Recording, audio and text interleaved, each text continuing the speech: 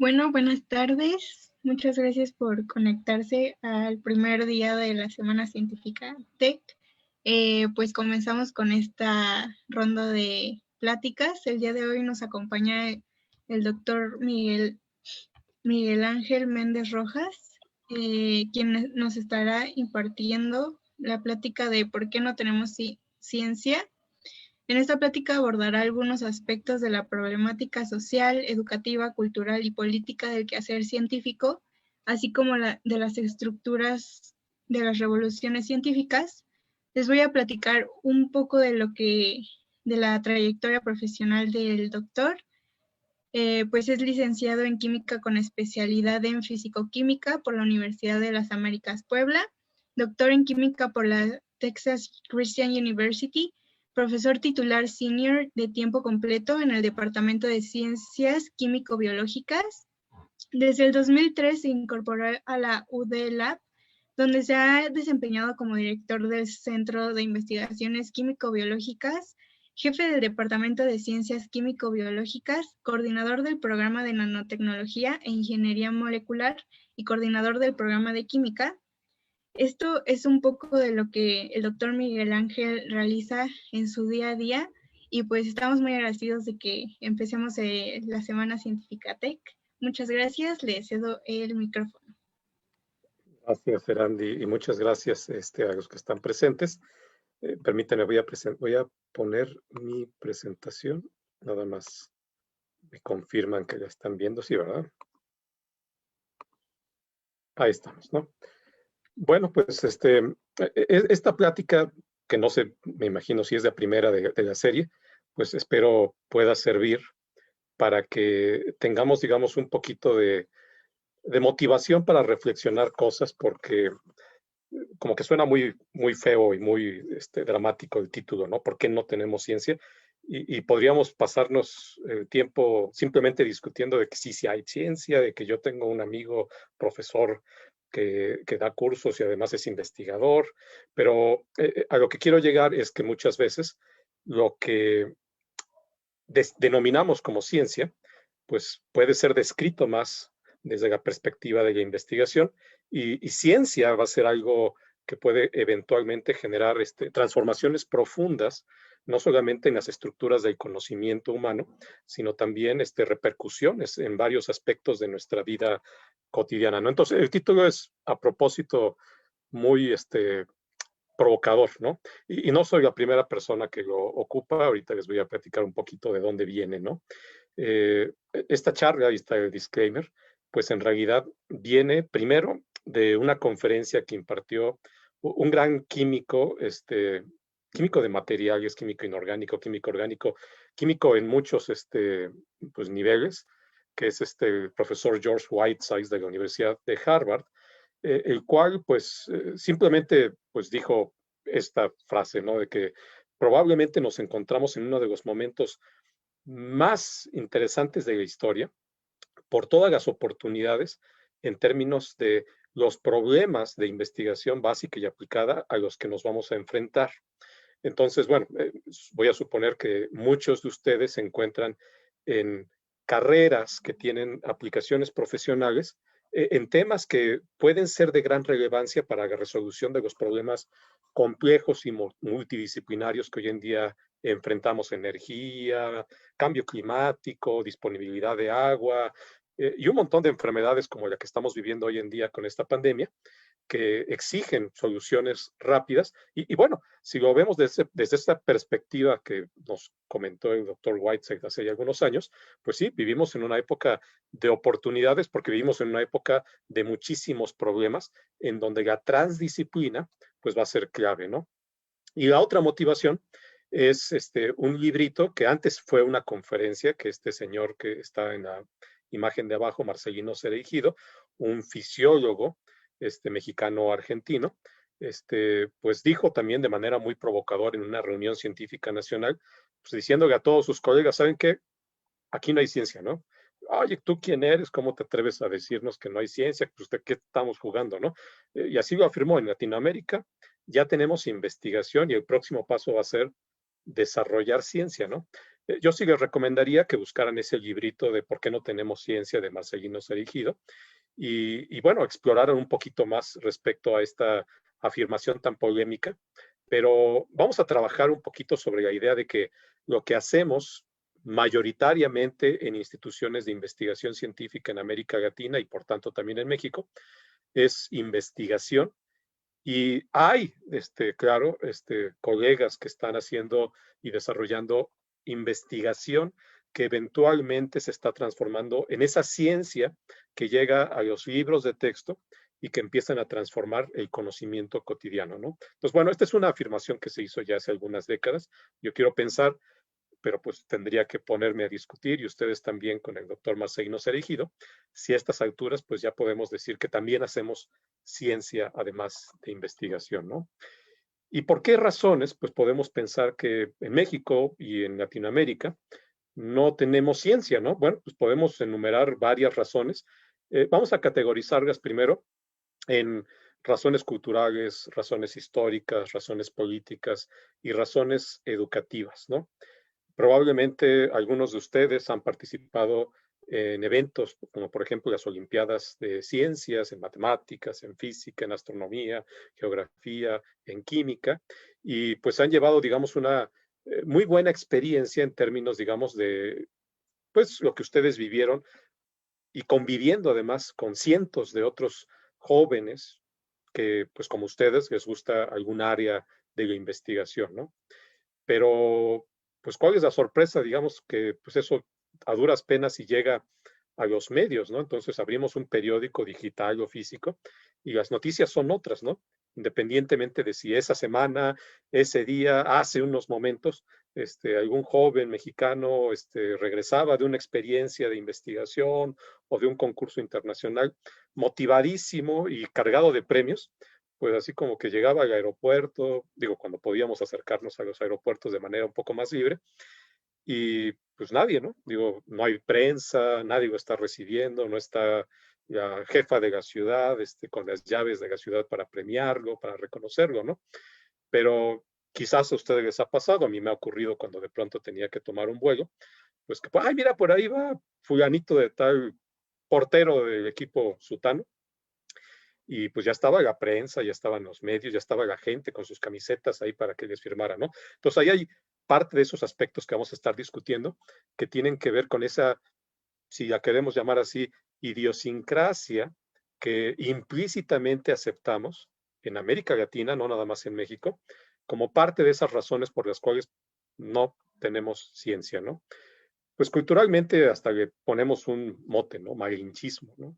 Es que afuera se hacen cosas muy interesantes, ¿no? Yo me voy a ir a hacer mi posgrado al extranjero, yo hice mi posgrado en el extranjero, pues porque allá sí hay y aquí no, ¿no?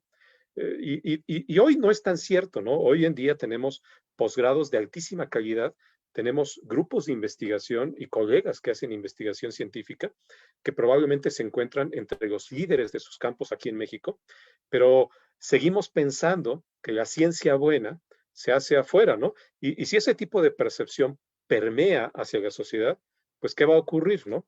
Que cuando se discute una reforma a una ley de ciencia, tecnología e innovación por parte de un grupo de representantes legisladores, pues van a considerar que la ciencia en México es de segunda calidad y que por tanto, pues para qué tenemos que generar iniciativas y estrategias que la promuevan, que la protejan, que la impulsen, si a final de cuentas nos resulta mejor pues comprar ciencia y tecnología hecha en otras partes, ¿no? Entonces, mientras ubiquémonos históricamente, ¿no? Mientras Isaac Newton, en esa metáfora histórica que ya sabemos que no ocurrió así, le cae la manzana en la cabeza, que esto fue realmente una manera muy pintoresca de él para explicarle a los reyes qué era lo que pues, ocurrió realmente y cómo su teoría se aplicaba. Pues tuvo que explicárselos así con peras y manzanas, con manzanas en particular, ¿no? Pero cuando eso históricamente estaba ocurriendo, en México, pues estábamos en esa época histórica de recibir a unos barbados blancos que llegaban de no se lo sabemos y que venían probablemente con intenciones de pues redimir la leyenda mitológica de Quetzalcóatl, ¿no? Entonces, vean, son cosas que a lo mejor nos ponen a pensar porque en contextos históricos diferentes, pues estaban ocurriendo situaciones que estaban cambiando lo que va a ocurrir, digamos, en el futuro, en aspectos regionales, ¿no? Y eso nos tiene que llevar también a reconocer cosas buenas. Digo, en México, los mayas, por ejemplo, manejaban el cero cuando pocas culturas en Europa y en Asia, pues tenían este conocimiento, ¿no? Entonces, no todo era, digamos, una desconexión hacia el contexto científico, pero pues podemos rastrear parte de este maguinchismo que hoy en día pues es parte de esta idiosincrasia que nos lleva a pensar que la ciencia latinoamericana no existe o es de mala calidad a estos aspectos históricos que venimos arrastrando, ¿no? No sé si ustedes han escuchado hablar de la expedición Covarrubias. La expedición Covarrubias, pues es allá finales del siglo XIX, un hito histórico científico importantísimo mexicano, en donde pues un grupo de científicos mexicanos se llevaron instrumentación óptica, telescopios, sexantes y otras cosas, hasta una región en el norte de Japón, y para esto tuvieron que prepararse realmente desde más de un año antes, porque tenían que hacer el viaje primero por tierra, en ferrocarril, hasta el puerto de Veracruz, del puerto de Veracruz hasta la ciudad de Nueva Orleans, de la ciudad de Nueva Orleans en tren, cruzar hasta el Pacífico, al otro lado del continente de Norteamérica, de ahí tomar otro barco que los llevara hasta Japón. Eso fue un viaje de aproximadamente 8 meses, y una vez que llegaron a Japón, pues es convencer a las autoridades japonesas para que les permitieran hacer un viaje por tierra en mulas hacia una locación en el norte de Japón, donde, de acuerdo a los cálculos estimados, iba a ser uno de los mejores sitios geográficamente para hacer la observación de un fenómeno astronómico conocido como el tránsito de Venus, ¿no? Bueno, cuando las noticias de esta expedición mexicana llegaron a oídos del emperador japonés, se sintió abrumado, primero de pesar de que sabios de otras tierras muy lejanas tuvieran que llegar a su país para hacerle conocer que algo de esta naturaleza iba a pasar y que pues uno de los mejores lugares para observarlo era su país. Y dentro de esa vergüenza por no poder, digamos, entender cómo es que no estaban haciendo lo propio en su país, generó una revolución educativa y cultural en su país para poder algún día llegar a ser como ese país, México, que estaba mandando a sus mejores hombres a aprovechar un evento científico, ¿no? Entonces vean lo que ocurrió en esa época, ¿no? Históricamente, no es que México haya estado atrapado en una burbuja, aislado del mundo, sino que algo ocurrió, y nosotros sabemos que ocurrió históricamente más o menos hacia finales del siglo XIX, inicios del siglo XX en nuestro país, que probablemente pueda ser parte de esas causas que nos llevaron a detener y retrasar incluso históricamente lo que habíamos alcanzado y que pues véanlo, éramos en ese entonces la envidia de algunos países, ¿no? Por cierto, el reporte de la expedición Covarrubias sobre el tránsito de Venus se publicó con meses de anticipación a los reportes que hicieron otros grupos de expedicionarios científicos europeos y norteamericanos, lo cual hablaba muy bien precisamente del avance y el nivel de la ciencia mexicana en esa época, ¿no? También hay motivos políticos, ¿no? Estamos acostumbrados a que cada vez que tenemos una crisis, y ahorita estamos viviendo una de ellas, pues una de las primeras cosas que políticamente ocurren desde las legislaciones es llevar a cabo recortes, ¿no? Recortes a la educación, recortes al apoyo a investigación científica. De pronto encontramos reformas en donde lo que antes se conocía como investigación científica básica desaparece, ¿no? Y si no está la investigación alineada hacia una agenda de Estado, pues no hay financiamiento, no hay reconocimiento. Y esto que estoy hablando probablemente pues no sea algo extraño, ¿no? Probablemente ustedes han escuchado de cosas que están ocurriendo y eso pues debe prender alertas porque así como dice este eslogan, sin ciencia no hay futuro, ¿no? Mucho del proceso de transformación de cualquier sociedad va a pasar a través de la educación, pero también, muy importante, la solución de los problemas de dicha sociedad pasan a través del uso de herramientas que se derivan de la investigación científica y, muy importante, de la investigación científica básica, ¿no? Y educativos, ¿no? Digo, también vivimos en un país donde lamentablemente Y ahorita con esta cuestión de la pandemia, tenemos afectaciones terribles a la educación en todos los niveles, ¿no? Nosotros somos afortunados, si lo queremos ver así, porque a través de medios digitales como el que estamos utilizando ahorita para hacer esta conferencia, pues tenemos todavía acceso a programas educativos, contenidos, a nuestros profesores, pero quiero que se imaginen a cientos, miles, millones de estudiantes que probablemente en términos prácticos van a perder el ciclo escolar completo y no sabemos cuándo esto va a terminar y qué afectación va a tener, una afectación en avances, una afectación en sus procesos educativos, una afectación incluso desde el punto de vista psicológico, ¿no? Y cuando vemos políticas educativas que están más preocupadas sobre otro tipo de aspectos y no los educativos, pues entonces, pues sí podemos entender a este pobre niño que está pues con una preocupación genuina, ¿no? ¿Qué va a pasar con mi futuro? Quieren una solución ahorita, ¿no? Y hay cosas que se podían hacer que no las hicimos, hay cosas que pudiéramos todavía hacer, pero no las estamos ni siquiera planeando, ¿no? Nosotros somos parte de esa ecuación de solución o somos parte indiferente de ese problema en el cual estamos siendo testigos, ¿no? Yo no sé si ustedes reconocen, digo, en un foro más interactivo, pues estaría preguntando por los nombres, pero bueno, pues ustedes probablemente reconocen a estos próceres, digamos, de pues todas las redes sociales y de los deportes y de la artisteada, de la cantada en nuestro país, ¿no? Entonces tenemos influencers, youtubers, artistas, deportistas, que los podemos reconocer. Otra vez digo, si alguno de ustedes ha tenido la oportunidad de repente de encontrárselos en la calle, en el aeropuerto, en algún espacio público, pues son individuos que reconocemos prácticamente de inmediato, ¿no? Hasta sacan el teléfono y se sacan la selfie, ¿no? Dicen, ay, mira, me tomé una foto con Luisito Comunica, ¿no? Que por cierto es poblano, ¿no? Y bueno, pues digo, está bien, ¿no? Porque son gente que forma parte dentro de estas nuevas tecnologías de información, de lo que estamos viviendo día a día y a veces se convierten en personas de las cuales obtenemos información, a veces crítica, a veces entretenida y a veces, pues no sabemos si cierta, ¿no? También probablemente reconocen a estos individuos, son parte de este ideario de imágenes públicas que podemos reconocer de manera rápida y en algunos casos inmediata, con aspectos muy específicos, ¿no? Alimentación, política chusca y política que no sabríamos cómo definir, ¿no? También reconocemos a algunos de estos individuos, ¿verdad?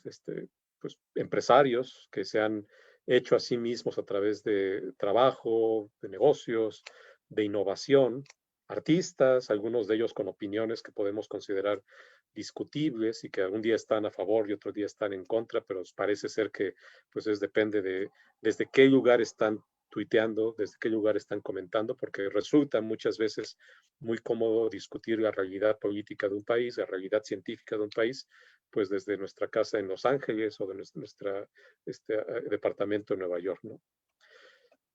Y a ellos los reconocerían en algún espacio público. A él si se lo encuentran, pues probablemente sería un zombie en este momento, ¿no? Porque lamentablemente falleció hace algunos meses, pero pues es nuestro premio Nobel mexicano científico, ¿no? El doctor Mario Molina, que incluso antes de morir, todavía tuvo el ímpetu de arriesgarse a sacar un paper muy polémico alrededor de los aerosoles, explicando que ellos consideraba como una de las causas más importantes de propagación del virus, y hoy le estamos dando la razón gracias a una gran cantidad de evidencia científica, ¿no? Pero un mexicano que nos alertó primero sobre los problemas de la capa de ozono, pues antes de morir todavía hizo un empuje y una aportación importante, ¿no?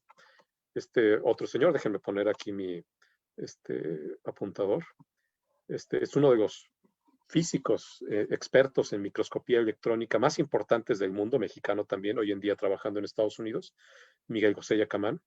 Es un médico que ha salvado más vidas reales que los Avengers, porque el doctor Rui Pérez Tamayo, un experto parasitólogo, en su época, digamos, desarrolló una serie de aportaciones que permitieron al Estado mexicano fortalecer las medidas de higiene, o sea, cosas tan simples como lavarnos las manos, servir el agua, pues le costaban la vida a millones de mexicanos cada año por enfermedades gastrointestinales, ¿no? Este señor que normalmente, pues, yo diría, de manera muy chusca, pues parece cantante de música de banda, pero no, este señor es el padre de los organismos transgénicos, así reconocido a nivel mundial. Cuando estaba en Bélgica haciendo parte de su investigación postdoctoral, que ahorita me voy a acordar de su nombre, porque siempre se me olvida, este señor, Hugo Herrera, descubrió o desarrolló esta investigación que nos permitió generar los ahora conocidos como organismos transgénicos, ¿no? Entonces el doctor Luis Herrera, perdón, Luis Herrera Hugo es su hermano, Luis Herrera Estrella, pues es el padre de los organismos transgénicos y es mexicano, aunque ahorita esté trabajando en Texas, ¿no? Está el doctor Marcus Moschinsky, un físico que le dio clases a Richard Feynman, ese Richard Feynman al cual idolatramos como padre, aunque sea en un discurso de la nanotecnología, recibió clases, igual que otros 2 premios Nobel en física, cuando estaba en MIT, por Marcos Moschinsky, un físico mexicano de prestigio internacional, ¿no?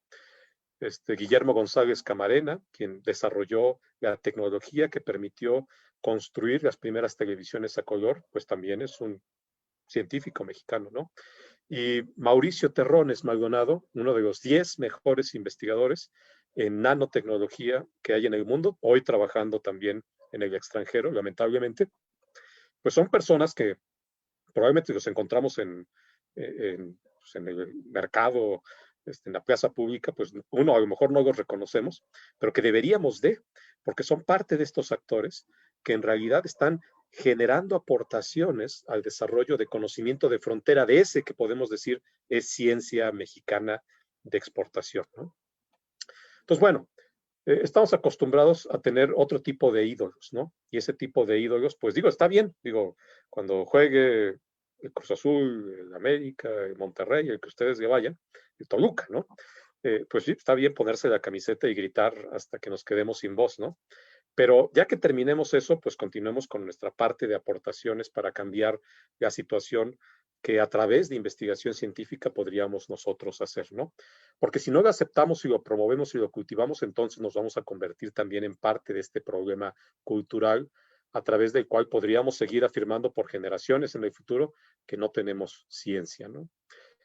Parte del problema de que esto ocurra, pues es porque tenemos una masa crítica pequeña, ¿no?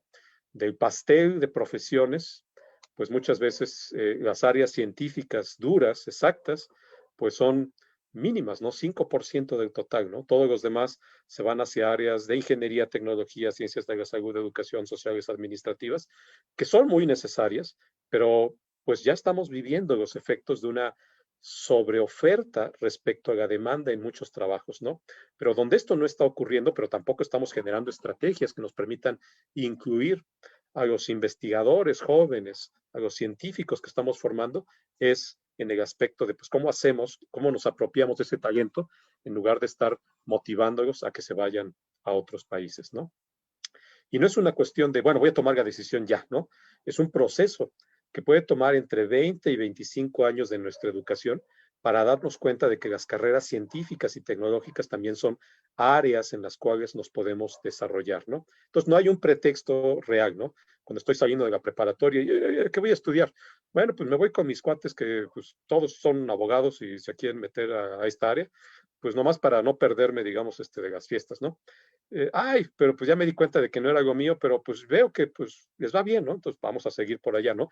Y en el fondo, pues podemos tener un administrador, un abogado, un contador, que muy en lo profundo, pues quería ser astrónomo, quería ser químico, quería ser nanotecnólogo, biotecnólogo, pero pues no vio en sí la oportunidad o no encontró las condiciones para concretar ese sueño, ¿no? Pero pues hay un camino en donde podemos encontrar experiencias a través de las cuales pues podríamos tomar la decisión de manera oportuna, ¿no?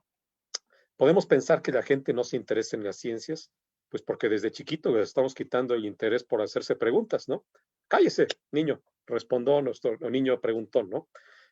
Pero la ciencia no es nada más un montón de conocimientos. Digo, si fuese así, todos seríamos en la práctica científicos porque nos podemos acercar a cualquier computadora con conexión a internet y googlear cualquier cosa y ahí está. en la punta de nuestros dedos, así explícitamente, ¿no? La ciencia es más allá de un conjunto de conocimientos, es una forma de pensamiento, una forma de acción. Y por eso, pues podemos pensar que desde el punto de vista político y cultural, las personas que nos dedicamos a la investigación científica somos individuos peligrosos, ¿no? No peligrosos porque podamos diseñar bombas o podamos diseñar armas de destrucción masiva, que probablemente algunos puedan hacerlo, sino peligrosos porque somos personas que tenemos capacidad para generar a través del pensamiento crítico una visión más completa y global de las cosas respecto a la realidad que quieren que nos traguemos, ¿no? Entonces, la ciencia es una actividad humana. Y en ese sentido, los científicos, pues somos parte de una sociedad con defectos y virtudes, ¿no? Si hubiera telenovelas reales, pues alguno de los personajes debería ser un científico que saca todas las mañanas a su perro o que saca la bolsa de basura antes de que se pase el camión, pues porque son parte de las acciones cotidianas que como pues una realidad que estamos viviendo, cada uno de los actores de la investigación científica hacemos. Es decir, no nos diferenciamos, no hay así como que, ay, mira, es que este siempre sale de bata despeinado, es científico, ¿no? No, pues somos indistinguibles del resto de la sociedad, ¿no? Nos daríamos cuenta de que estamos pasando en una época, digamos, donde hay una revolución científica o simplemente pues como que no nos damos cuenta porque como en realidad los científicos son personas comunes y corrientes y no nos comunican de manera eficiente lo que hacen, pues esto, y además la prensa, los medios no hacen eco de ese tipo de trabajo, nos daríamos cuenta de que estamos viviendo una revolución científica que tendríamos que poner atención para poder distinguir las señales de una investigación científica, ¿no? De una revolución científica, ¿no? Thomas Kuhn, que es un filósofo de la ciencia ya fallecido, pero que en un libro muy interesante que se llama La estructura de las revoluciones científicas, hace una distinción entre lo que vamos a denominar ciencia normal y ciencia de descubrimiento. La ciencia normal es también buena ciencia, ¿no? Para que no empecemos a pensar de que únicamente la ciencia de descubrimiento es la que vale la pena, ¿no?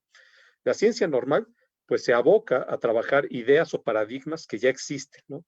La ciencia de descubrimiento, como su nombre lo dice, pues es una ciencia que va un poquito más allá de lo que conocemos, ¿no? Y es la que normalmente asociamos a las revoluciones científicas, ¿no? Para ponerlo de una manera un poco más metafórica, hagan de cuenta que van a la tienda y se compran un rompecabezas, ¿no? Entonces, en la portada de la caja está la figura que tiene que armarse y si todo está bien y ensamblaron la caja con las piezas apropiadas, pues cuando saquen las piezas, su misión va a ser reconstruir lo que está en la portada de la caja y listo, ¿no? Esa es la ciencia normal, una ciencia de armar rompecabezas que ya sabemos para dónde vamos, pero que le podemos hacer un cierto cambio para que tenga pues dificultades extras, ¿no? Por ejemplo, podemos poner las piezas al revés y armar el rompecabezas simplemente por complementariedad de forma y después voltearlo para ver si salió lo que queríamos, ¿no? Podemos cerrar los ojos, podemos usar una sola mano, la mano derecha, la mano izquierda, podemos armarlo en compañía y como normalmente la parte de armar rompecabezas a veces implica tener confianza en el otro, es como trabajo en equipo, ¿no? Es que tú estás haciendo más, déjame amigas, piezas suyas, tú las rojas, etcétera, ¿no? Pues bueno, pero esta es una ciencia cotidiana con la cual prácticamente todos nos hemos encontrado alguna vez, ¿no? Pero la ciencia de descubrimiento es una ciencia que llega a un punto en donde la ciencia normal tiene dificultades para seguir avanzando, ¿no? Ahí está el ciclo de Kohn, ¿no? En el ciclo de Kohn, la ciencia normal con sus modelos eventualmente entra en una crisis y esa crisis suscita una revolución, es decir, romper las estructuras conceptuales de las teorías científicas para eventualmente llevar a un cambio de paradigma. Y lo que por momentos va a ser una ciencia revolucionaria, eventualmente se va a convertir en ciencia normal. Cuando a finales del siglo XIX y inicios del siglo XX entró esta revolución de la ciencia en la física, que es la mecánica cuántica, pues eventualmente íbamos a llegar al punto en el que nos encontramos al día de hoy, que tomamos cursos de mecánica cuántica, de física mecánica, de física cuántica, y ya no lo vemos como la parte revolucionaria de finales del siglo XIX, sino que es parte de esa ciencia normal. Y empezamos incluso a pensar si esta mecánica cuántica es lo suficientemente completa para explicar y abordar algunos de los paradigmas en donde la física contemporánea se está encontrando con problemas, ¿no? Entonces estamos quizás empezando a identificar parte de esos síntomas y signos que nos podrían ayudar a identificar si nos encontramos ante el inicio de una nueva revolución, por ejemplo, en la física, ¿no? Entonces, ninguna de las dos es más importante que la otra, pero todo mundo quiere hacer ciencia de descubrimiento, porque es la ciencia donde se toman fotos con los reyes suecos cuando están recibiendo el premio Nobel, ¿no? Porque todo el mundo le prometió a su abuelita que iba a ganar el premio Nobel de física, de química, de medicina, de literatura, de economía, de algo, ¿no? O el premio Kavli, que ahorita son premios muy interesantes. Hay premios en áreas multidisciplinarias como astrofísica, neurociencias y nanotecnología, que incluso económicamente son superiores al premio Nobel, ¿no? Pero de lo que estoy hablando es todo el mundo queremos ser reconocidos, ¿no? Porque nuestro ego en ese aspecto, pues necesita atención, ¿no? Pero necesitamos también hacer ciencia cotidiana, porque si no hacemos ciencia cotidiana, jamás vamos a llegar al momento de romper las estructuras de los paradigmas conceptuales científicos actuales, ¿no? Entonces, una es tan importante como la otra y necesitamos a las dos para que continúen en ese ciclo de expansión y comprensión del conocimiento del mundo que nos rodea, ¿no? Hoy en día hay 4 razones a través de las cuales podríamos nosotros darnos cuenta de que estamos en los albores de una revolución científica, ¿no? Poseemos la responsabilidad intelectual que nos permite saber que somos capaces de resolver algunos de los problemas más interesantes de la ciencia y la tecnología, y a veces de una forma urgente, ¿no? Hicimos el año pasado, y lo digo hicimos porque el cuerpo de la investigación es un órgano de múltiples cabezas en donde todos aquellos que participan en la investigación científica de alguna manera colaboran, el desarrollo de vacunas en un tiempo récord. Lo que antes podía tomar entre 7 y 20 años, lo hicimos en un año. Y esto porque estamos enfrentando quizás uno de los problemas de salud más importantes de los últimos siglos, ¿no? Entonces nos dimos cuenta que podíamos y lo hicimos, ¿no? Porque además poseemos las herramientas que nos permiten hacerlo posible. Ya alguien se dedicó años anteriores a desarrollar herramientas como el mRNA que permitieron generar parte de la solución, pero otros desarrollaron los nanocarreadores que permitían la encapsulación en nanocápsulas lipídicas y estabilización de ese mRNA, y otros desarrollaron las cadenas de frío para poder suministrar y estabilizar apropiadamente esto. Entonces, es un trabajo colaborativo en donde las herramientas requeridas y los conceptos fueron desarrollados y los tenemos a la mano, ¿no? Además, sabemos que la ciencia nos ofrece un balance sutil de habilidades necesarias para eso, en donde yo reconozco ciertas capacidades como químico, reconozco las capacidades de mis colegas físicos, ingenieros, médicos, agrónomos, para aportar parte de lo que se necesita para resolver este tipo de problemas complejos y multidisciplinarios, ¿no? Y además, y esta es complicada, sabemos que no podemos resolver estos problemas solamente con nuestro conocimiento particular. Y digo esto es complicado porque a veces nos cuesta trabajo reconocer humildemente que no sabemos todo y que tenemos que pedir ayuda, ¿no? Entonces, ir a tocarle la puerta a nuestro colega que a lo mejor no nos cae bien, pero que es excelente para hacer modelos matemáticos, que es lo que yo necesito para generar, por ejemplo, una simulación de un proceso físico, ¿no? Y a partir de ese modelo, tener una comprensión que me permita, pues precisamente, tener un entendimiento más apropiado de un fenómeno del mundo natural, ¿no? Entonces, estas son 4 razones que nos permiten identificar que estamos ya ante una revolución científica, ¿no? ¿Y hacia dónde, no? Porque, bueno, pues uno está esperando, profe, deme un problema interesante para resolver, ¿no? Para que yo pueda, pues, eventualmente estar entre esta cúspide de los de ciencia de descubrimiento, ¿no? Pues no hay, digo, hay cosas que están ante nuestros ojos y que simplemente porque no estamos dejando de ver las cosas de manera cotidiana, no las vemos, ¿no? Entonces tenemos que salirnos tantito de nuestra caja en donde hay una serie de cosas que nos impiden ver a los problemas y a su percepción interdisciplinaria en la realidad, ¿no? Por ejemplo, seguimos teniendo pues muchas dudas respecto a la naturaleza de la vida. ¿Cómo funcionan estos sistemas desde el punto de vista termodinámico? ¿Cómo podemos generar en el laboratorio un sistema que se asemeja a las células, que ya hay modelos muy apropiados para tratar de entender estos procesos de intercambio de materia y energía entre un sistema no vivo y sus alrededores, pero que no tiene todavía las características como para que podamos decir, eso es una célula artificial, ¿no?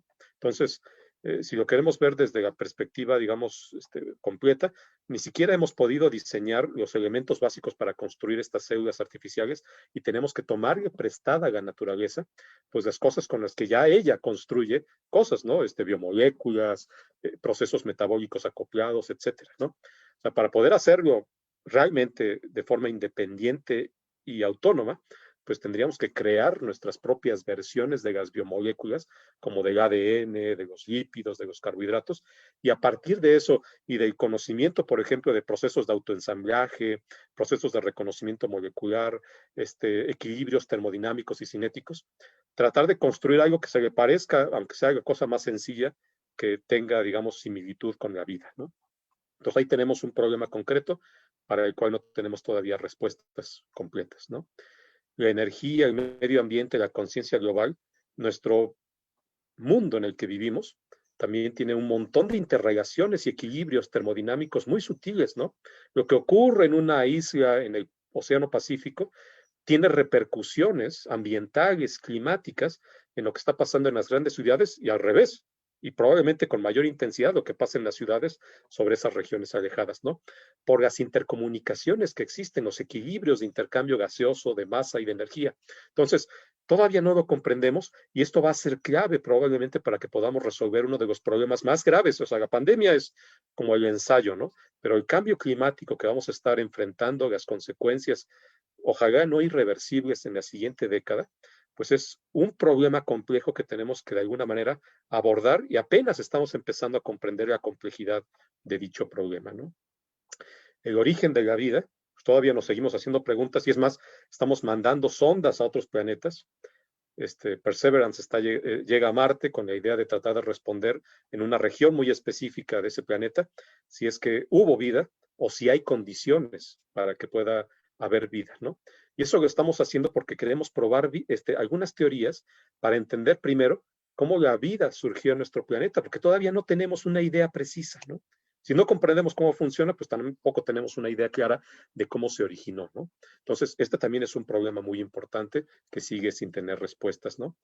Las bases moleculares del pensamiento, digo, todo el mundo es capaz de recordar en este momento, si les hago mención, el sabor de la sopa preferida o del chocolate que su abuelita les prepara o del dulce o lo que sea, antojito, porque pues tenemos una serie de reacciones en cascada moleculares que generan conexiones sinápticas que eventualmente incluso nos permiten recrear mentalmente sin necesidad de estar en contacto los sabores, los aromas, las percepciones, ¿no? ¿Cómo funciona todo eso? No tenemos todavía una idea clara, ¿no? Y necesitamos enfrentarnos a un montón de problemas que están ahí todavía sin solución, ¿no? Generar sistemas químicos, materiales con propiedades nuevas, ¿no? Que nos permitan, pues, generar aplicaciones tecnológicas también que resuelvan problemas que quizás ni siquiera sabemos en este momento que tenemos o necesidades que no hemos identificado, ¿no? Necesitamos generar, por ejemplo, sistemas moleculares capaces de percibir en pequeñas cantidades, ¿qué les parece aerosoles de coronavirus, ¿no? Que no les gustaría tener así como una tarjeta que cambia de color, que cuando salen a un lugar, a un espacio público, con todas las medidas protectivas, les diga, ahí hay virus flotando en un aerosol, ¿no?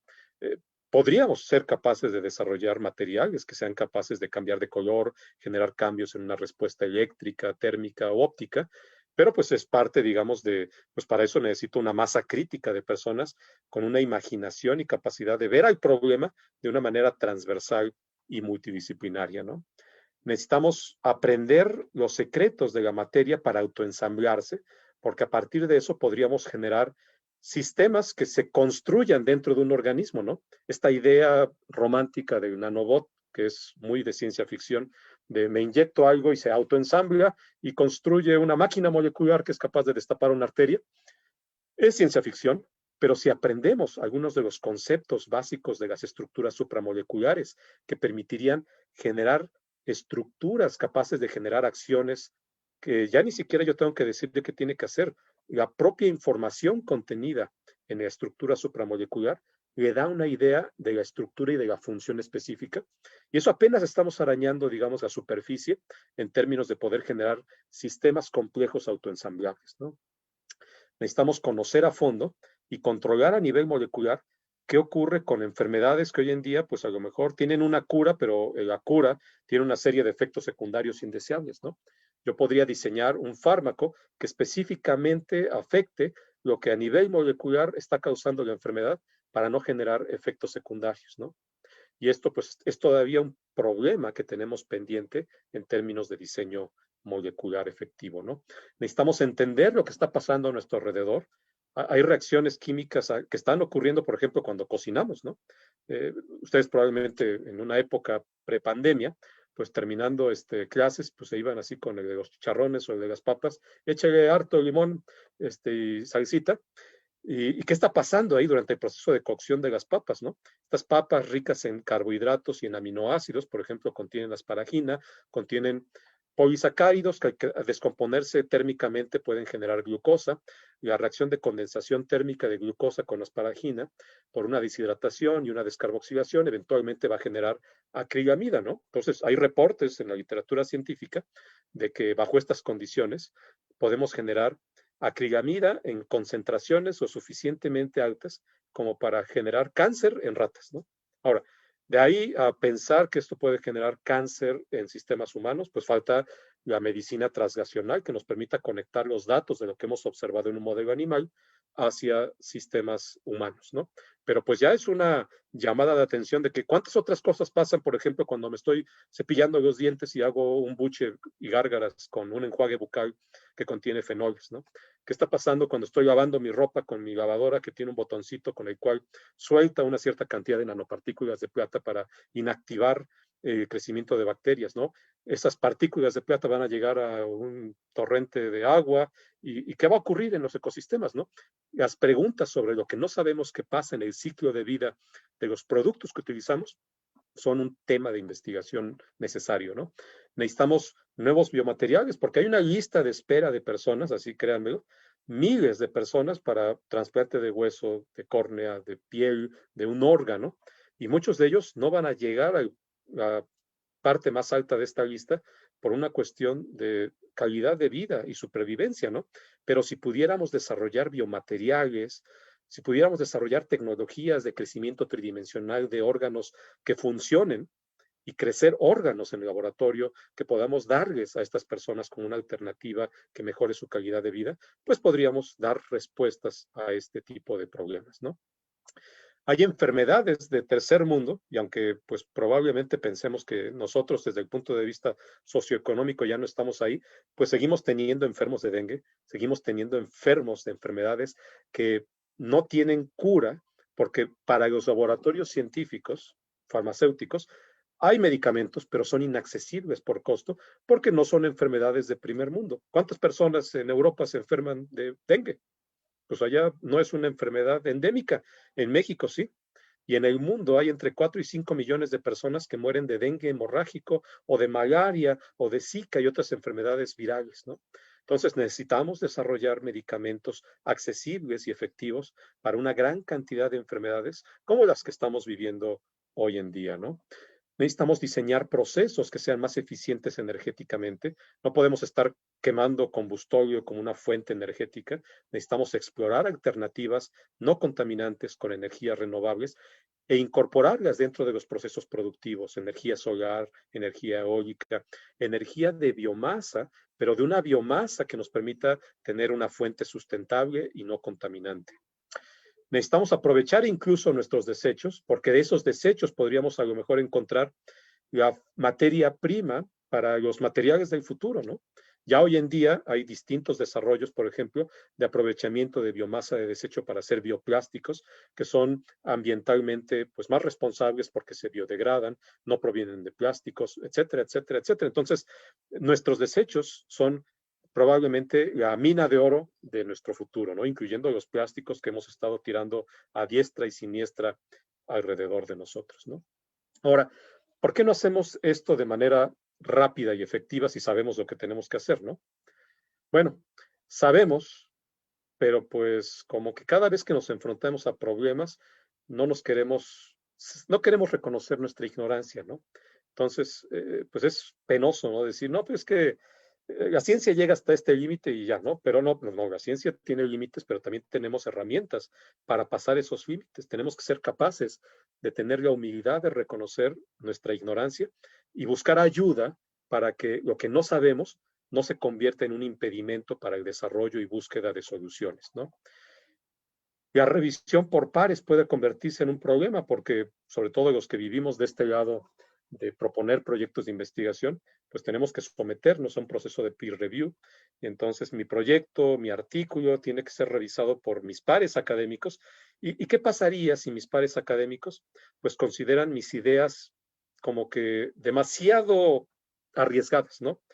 Y hay ideas muy arriesgadas que probablemente carecerían de fondos para poder desarrollarse o no pueden publicarse porque los editores consideran pues, que no tienen un sustento. Es que no hay suficiente bibliografía que reporte algo que se parece a lo que usted está diciendo. Pues claro, es ciencia de descubrimiento. Estamos tratando de generar un cambio de paradigma, ¿no? Si eso ocurriera con más frecuencia, pues la ciencia se iría cerrando en cuanto a su desarrollo y lamentablemente ocurre porque hay una especie de celo de yo no voy a reconocer que soy un ignorante, entonces si yo no entiendo esto es porque no sirve y le cerramos las puertas a ideas innovadoras, ¿no? Luego esta idea del capitalismo, no tomada de mala manera, sino de que pensamos de que cada vez que yo meto dinero, pues tiene que de inmediato salir un producto, ¿no? Y no, la ciencia es un proceso y si entendemos los ciclos de inversión, producción, que pueden tomar años, pues podemos entonces trabajar de la mano con las compañías que tienen el capital para generar ideas disruptivas a mercados futuros, ¿no? Entonces tenemos que entender un capitalismo no de máquina tragamonedas, de que meto un, una moneda, un billete y sale un producto, ¿no? Sino de un proceso a través del cual vamos a tener productos exitosos y cosas que nos dejan un aprendizaje, aunque no necesariamente un producto que genera ganancias, ¿no? Pero lo que genera ganancias, eso sí, va a permitir un ciclo de ganar-ganar, porque parte de esas ganancias pues le van a servir al capital para sentirse a gusto y otras para alimentar el ciclo de investigación y producción, ¿no? Otro punto es lo que aprendemos, ¿no? Porque si aprendemos únicamente de lo que está en los libros de texto, pues ya estamos con 20, 30 años de aprendizaje hacia atrás, ¿no? Lo que está pasando ahorita no está en los libros de texto y tenemos que irnos a la literatura científica, a los chismes científicos de lo que está pasando en este momento en los congresos, ¿no? Porque ahí es donde vamos a realmente a tomarle el pulso a los avances innovadores de las distintas áreas, ¿no? Pero si nos quedamos con lo que aprendemos de los libros de texto, estamos aprendiendo historia y la historia ya está hecha, no es ciencia revolucionaria, ¿no? También el sistema académico social, ¿no?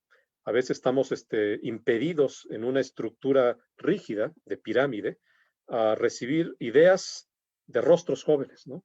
Es que este joven investigador pues apenas está empezando, ponlo en la base de la pirámide alimenticia académica de investigación y que se ponga a resolver problemas del investigador principal, ¿no?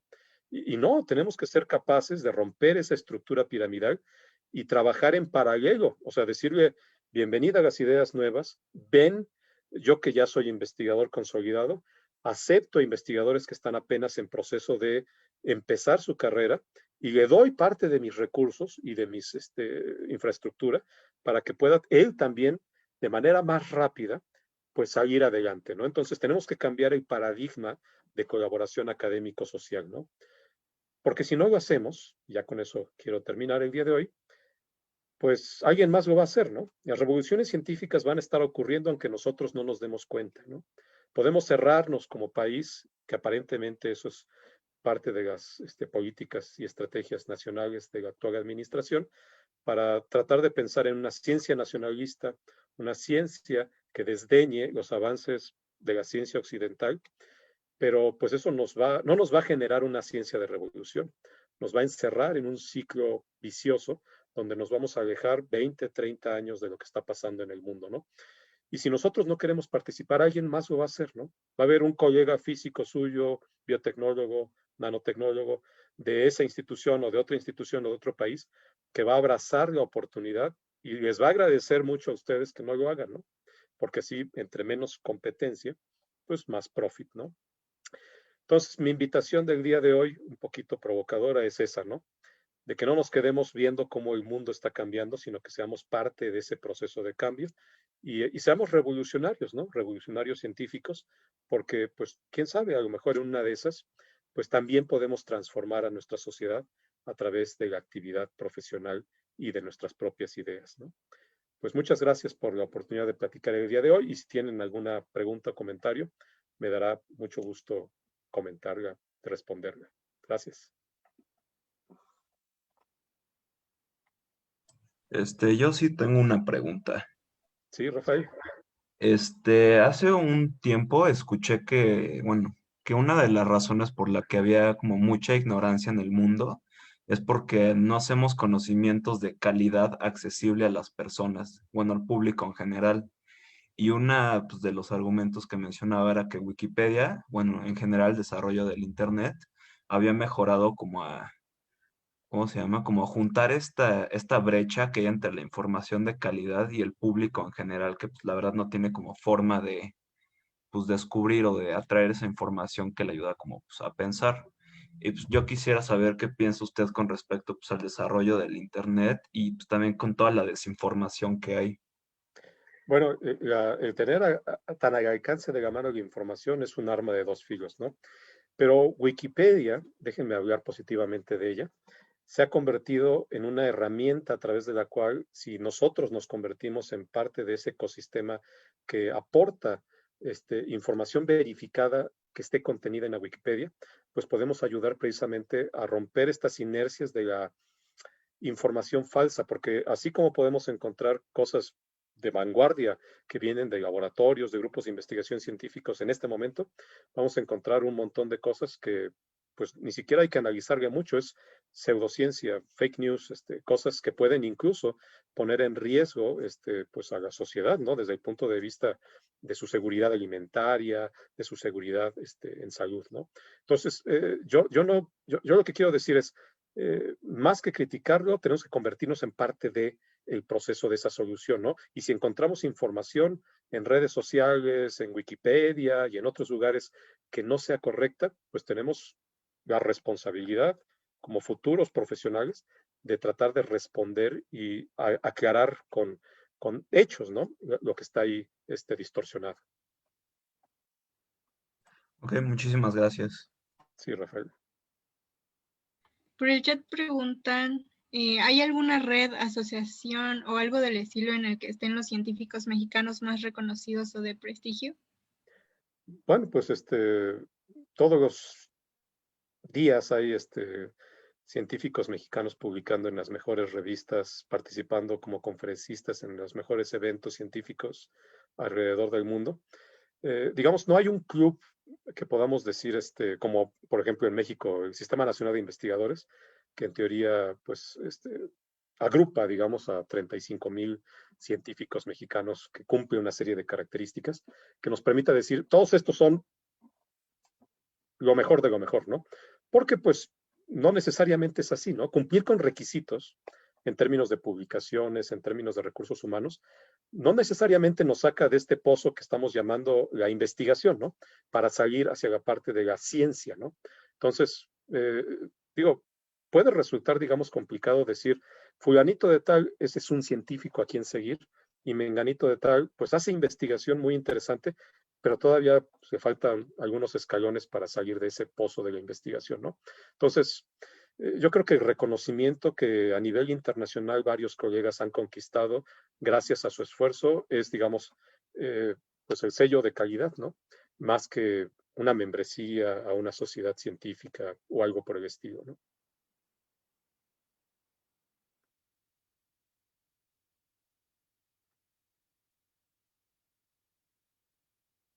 ¿Alguna otra pregunta? Digo, yo lo que quería un poquito es dejarlos incómodos porque estoy muy seguro que el resto de las pláticas que van a tener van a ser pláticas muy estimulantes, ¿no? Pero a veces necesitamos sentirnos incómodos para encontrar algunas ideas sobre las cuales tenemos que generar reflexiones y que son importantes para que como futuros actores, y ya ni tan futuros, ustedes son parte de la voz que en este momento la sociedad necesita de manera muy fuerte escuchar para generar las transformaciones y cambios que pues ya ni siquiera son urgentes, son imprescindibles, ¿no? Porque si no hacemos algo en este momento, lo que viene probablemente va a afectar a muchas generaciones, ¿no? Entonces, ustedes son parte de esa fuerza de cambio que necesitamos se escuche y muy fuerte.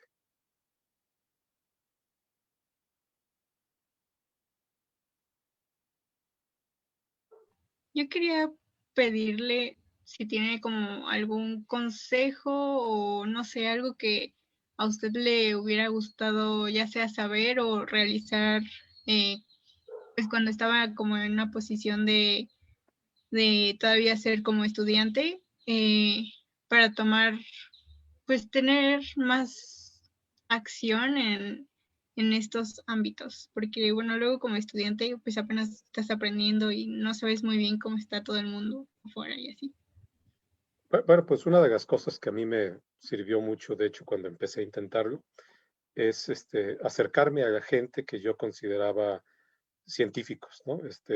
Y contactarlos así directamente en una época antes del correo electrónico, esto lo hacíamos prácticamente con cartas, y tener, digamos, la sorpresa de que te respondían, ¿no? Y te aconsejaban, porque muchos de estos investigadores que a veces los consideramos casi sagrados y por tanto no nos atrevemos a hablarles o contactarlos, pues son personas que pasaron por procesos idénticos a nosotros, fueron estudiantes, tenían sus ídolos, sus vicios, sus hobbies, y que sienten esa necesidad de compartir esa experiencia que tuvieron para estimular otras futuras vocaciones científicas, ¿no? Entonces, eso primero, ¿no? Contactarlos, que ahora es más fácil, mándenles un tweet, mándenles un correo electrónico y escribir lo que pensamos, ¿no? Y hoy en día las redes sociales nos permiten realmente compartir de una manera, pues, incomparable respecto a hace algunas décadas, pues todo lo que tenemos en la cabeza, ¿no? Entonces, no tener miedo de hacer nuestras interpretaciones sobre lo que estamos viendo que está pasando en la ciencia o sobre las políticas científicas, ¿no? Porque finalmente nuestra percepción es parte, digamos, de un ecosistema que necesita, pues no silencio, ¿no? Sino participación. Muchas gracias. Entonces, atrévanse a hablar, ¿no? A escribirlo, a decirlo fuerte, ¿no? Todos los investigadores en algún momento pasamos por donde están ahorita ustedes, ¿no?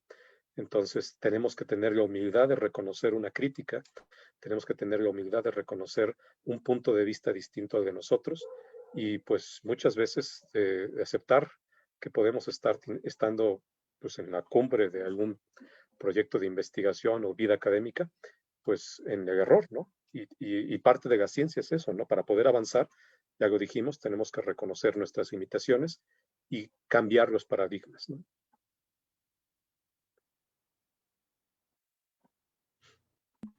Pues si nadie más tiene alguna duda, me gustaría agradecerle por la plática, por tomarse el tiempo de pues aportarnos también todas estas reflexiones y conocimiento.